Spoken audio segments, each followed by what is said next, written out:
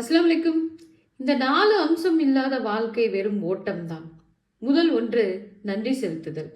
இறைவனின் மகத்தான படைப்பான மனித படைப்பின் நோக்கம் இறை வழிபாடு. இதை திருக்குரான் 51:56 குறிப்பிடும் போது, ஜின்களையும் மனிதர்களையும் அவர்கள் என்னை வணங்குவதற்காகவே என்று நான் படைக்கவில்லை என்று அல்லாஹ் கூறுகின்றான். மனிதனை படைத்து அவனுக்கு வாழ்வு கொடுத்து அல்லாஹுவிற்கு நன்றி செலுத்தும் பண்பை உருவாக்கி கொள்ள வேண்டும். அவ்வாறு நன்றி செலுத்தும் விதத்தில் அல்லாஹு அவனின் அருக்கொடைகளை மேலும் அதிகப்படுத்துவான் என்பதை திருக்குரான் வசனம் 14:7 குறிப்பிடும் போது, நீங்கள் நன்றி செலுத்தினால் உங்களுக்கு நிச்சயமாக நான் என் அருளை அதிகமாக்குவேன் என்று நாம் காணலாம்.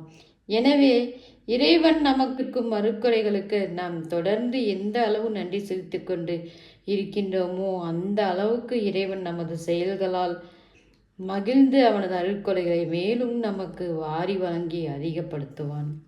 இது ஒரு வீடியோ இல்லை, உங்கள் வாழ்க்கைக்கு ஒரு சிக்னல். இஸ்லாமிய என்ப பயணம் இதயத்தை மாற்றும் பயணம். என்னோடு சேர்ந்து பயணி. அஸ்ஸலாமு அலைக்கும் வரஹ்மத்துல்லாஹி வபரகாத்துஹு.